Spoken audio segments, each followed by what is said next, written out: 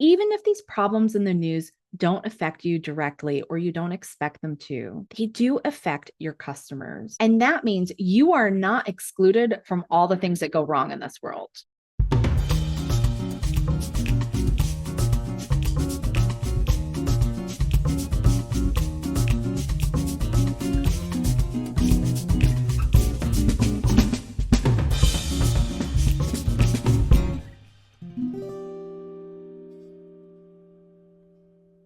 Today, we're talking about disaster preparedness, which is a huge concept in terms of business systems and operations.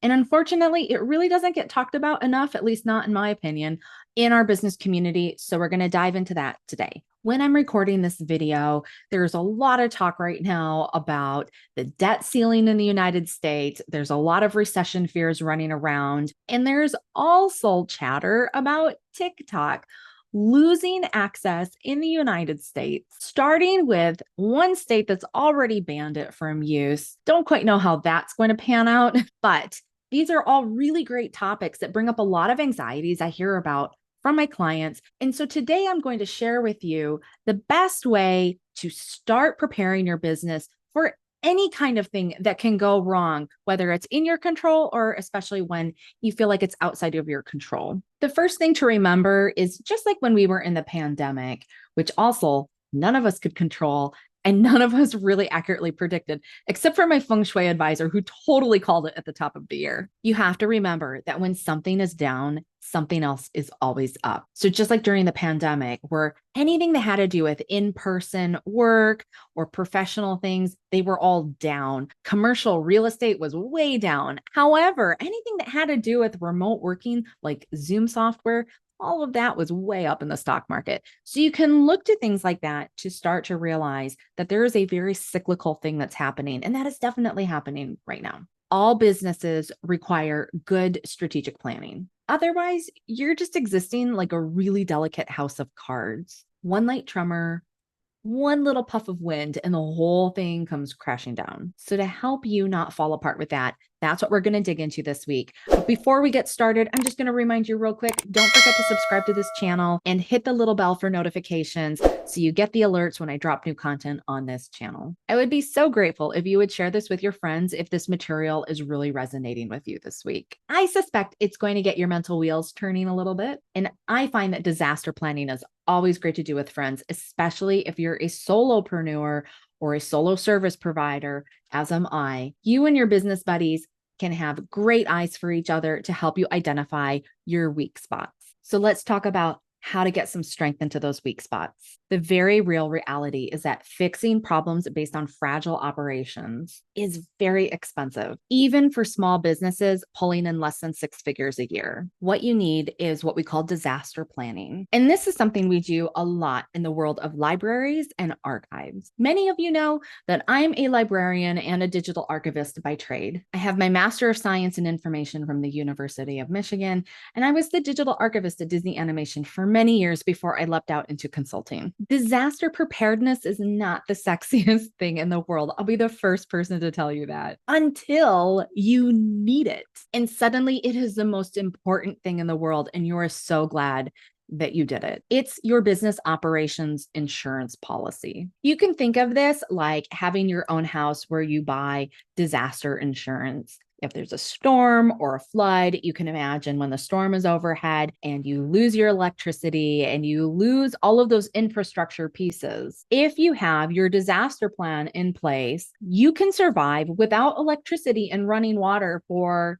a few days. Now, can you survive without having extra food and water after a big storm and your electricity and your water goes out? Sure, but it's going to cost you one way or another. You could go out into the world, you could go buy some supplies, but if those supplies are running thin, they're going to cost you more than they would have if you had planned for them before the disaster. There's also a very real cost in terms of your time, your mental and emotional health, your physical health and resources, and all kinds of other things that might be precious to you, but you're forced to give them up when you are not prepared for a contingency plan. There will always be forces outside your control and also inside your control that you can plan for to mitigate any possible problems in the future. Being sidelined by those forces is not only preventable, but it's also the most boss move that you can do as a CEO. So at this point, we're going to make sure we don't get disaster planning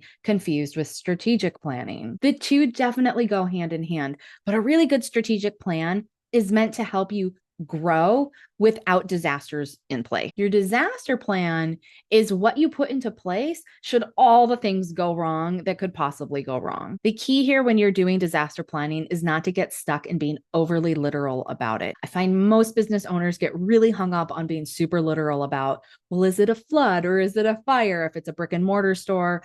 Or are we talking about another pandemic? So let's try not to get too stuck in an exact scenario. What you want your disaster plan to consist of is what you would do if any of the following things were to occur. Like, let's say you normally conduct business in person. So this is real high level. But if you normally conduct business in person and for some reason you weren't able to, what would you do? How would you operate online so that everything doesn't come to a grinding halt? Now, we all lived through this not too long ago with pandemic shutdowns. We know exactly what that was like. So it gives us some really great framework. This is a very real scenario that continues to hit people again and again. But there were also a lot of people who started up online businesses during that time. And if you've always existed online and for some reason, let's say your internet doesn't work, that's just like a daily problem, or maybe it's an extended daily problem because there's an outage in your area and you can't work from your home office.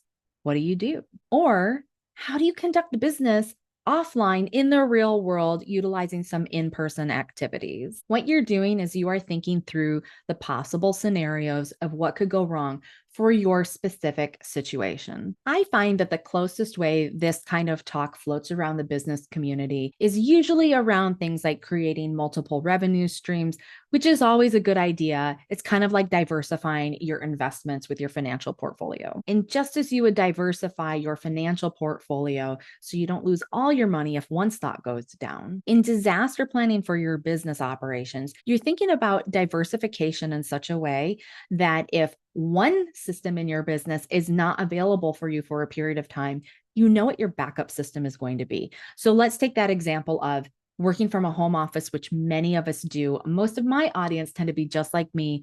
We work all day from our home office. One of the easiest things you can do from the get-go is to figure out where around my town or city can I set up myself to work if I need access to the internet on any given day. It's a good, comfortable place where you know that you can be effective and productive and still carry on business.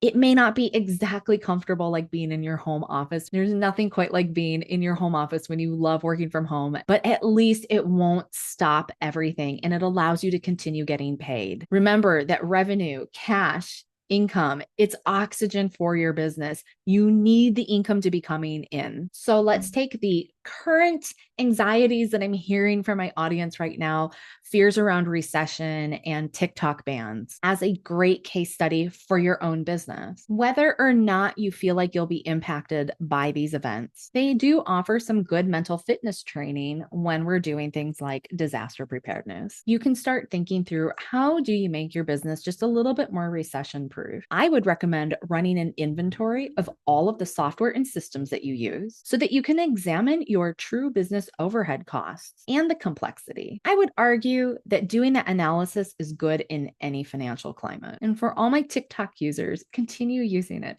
It's still up and running for now. However, what do you need to do to really continue bringing in your advertisers, your sponsors, your lead gen people, how to bring them in through your funnel of offers? Because the truth is, when you need to activate another marketing platform, such as email marketing, the last thing you want is to do this when you actually need it. So if you're not in the habit of emailing regularly, now is the time to start. And at least in that location, you actually own your list, which is another great thing to look at when you're doing disaster preparedness. How much do you really own the access to your audience? Speaking of emails, you can get a weekly newsletter from me. It has all kinds of goodies. I send it every week. We talk about business systems. I promise I make it a ton of fun. And because we do things both sensibly and woo-woo around here, you get a weekly tarot Akashic reading in your email inbox specifically about business. And I don't publish that anywhere else. The link for that is in the show notes below this video, so go ahead and click that and sign up. So now that I've got you thinking about disaster planning, how are you feeling about your business? All the potential problems that could arise this year or the year after. Even if these problems in the news don't affect you directly or you don't expect them to, they do affect your customers. And that means you are not excluded from all the things that go wrong in this world. Tell me in the comments below how you're going to prepare for things this year. Choose just one thing. One thing is better than nothing, but it's also the stepping stone into all the other things. Don't forget to subscribe to this channel. I would love it if you would share this video with a friend if you've been having these kinds of conversations together. Remember, this kind of work is so much easier to do with other people than trying to do it alone. You can utilize me as a resource, but also bring in your friends along with you. I will see you next time. As always, remember to be sensible, be woo, but most of all, be you.